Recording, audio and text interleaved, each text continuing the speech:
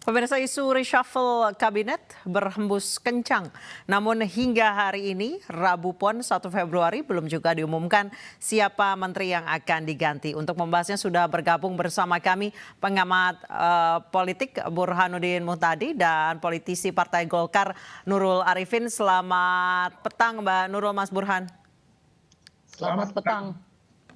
Baik, saya ke Mbak Nurul terlebih dahulu. Mbak Nurul, Anda tadi nampak ada di kunjungan Partai Nasdem ke Partai Golkar. Apa saja yang dibicarakan antara kedua ketum partai? Yang pertama niatnya memang untuk silaturahmi politik ya. Jadi tidak ada pembicaraan yang menjurus ke arah reshuffle, tidak dibicarakan begitu. Kemudian juga tidak ada pembicaraan tentang koalisi ya. Jadi semuanya serba cair dan silaturahmi, dan bentuknya adalah mengingatkan bahwa sebagai dua partai besar yang sama-sama mendukung Bapak Jokowi harus mempunyai komitmen yang terus dilakukan sampai pemerintahan berakhir begitu. Jadi inilah yang menjadi satu roh pertemuan tadi itu. Dan juga Pak Surya Paloh mengatakan bahwa jangan sampai partai yang berkoalisi ini saling menjatuhkan satu dengan yang lain. Jadi lebih baik solid, karena pertama kita sudah sukses dan berhasil melalui masa-masa yang sulit ketika masa COVID dan kemudian krisis ekonomi.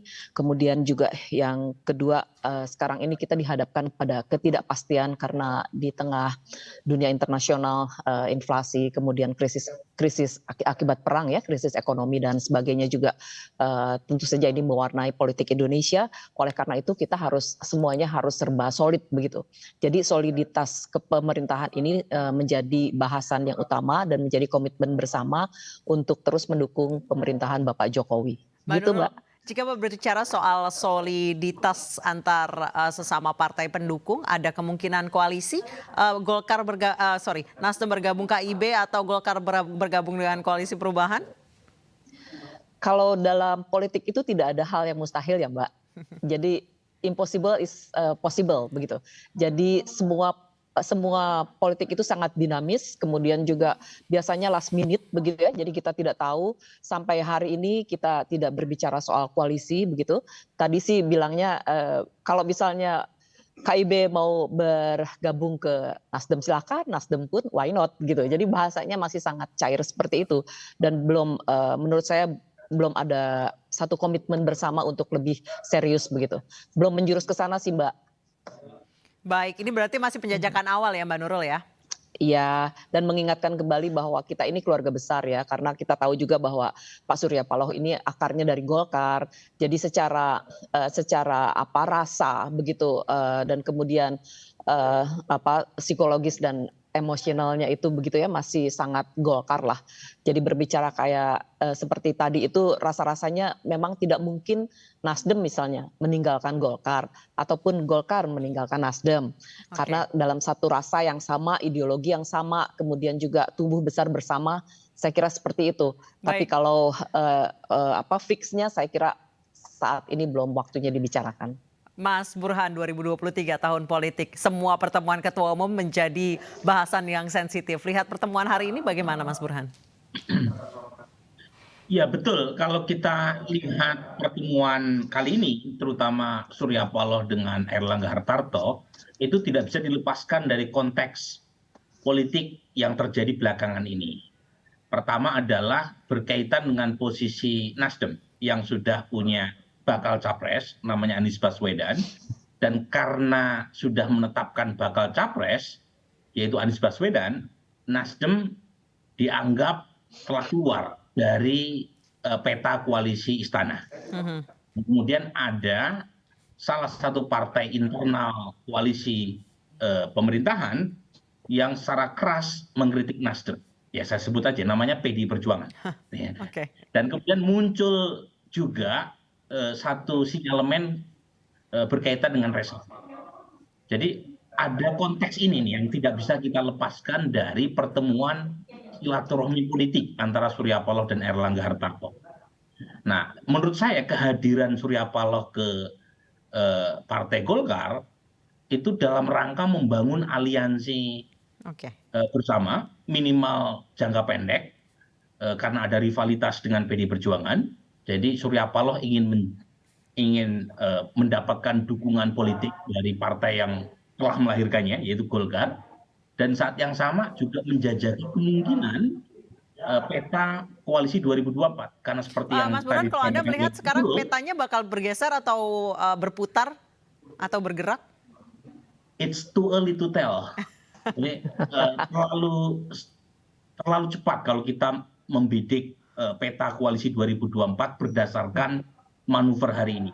Jadi ini istilahnya itu kayak moving target. Jadi kalau target itu bergerak, kita potret berdasarkan peta hari ini, itu kemungkinan besar meleset. Tadi Mbak Nurul mengamini bahwa ini adalah penjajakan awal.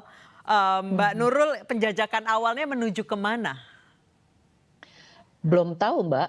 Tadi Pak Burhanuddin juga mengatakan it's too early ya to tell this thing ya.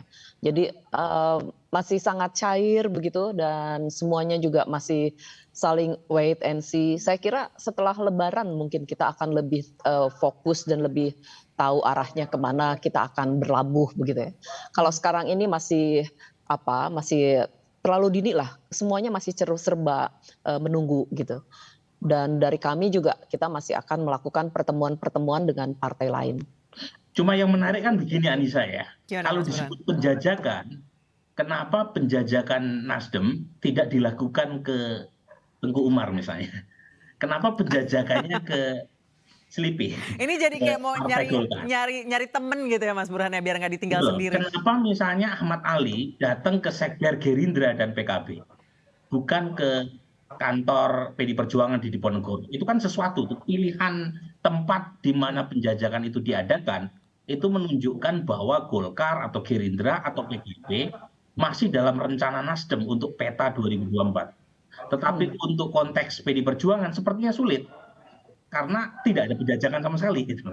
Jadi lagi-lagi pilihan tempat itu menunjukkan bahasa politik yang bisa kita tangkap tentang kemungkinan peta 2024 yang penjajakan saja belum tentu terjadi, apalagi partai yang tidak pernah dijajaki.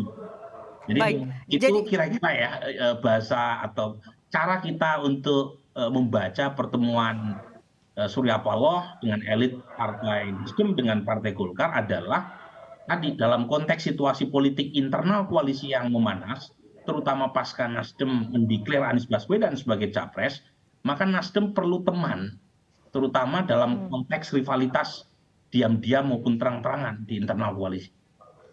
Baik, saya tanya ke Mbak Nurul, apakah tadi ada bukan soal penjajakan tapi lebih soal ke mencari ally, mencari teman di tengah posisi Nasdem yang memang sedang diganggu di dalam kabinet. Kita akan lanjutkan perbincangan ini usai jeda. Mas Burhan, Mbak Nurul tetap bergabung bersama kami di Newsroom. Kita lanjutkan bincang-bincang hari ini terkait pertemuan Ketua Umum Golkar dengan Ketua Umum Partai Nasdem dengan Nurul Arifin dan Burhanuddin Muhtadi. Saya ke Mbak Nurul Arifin.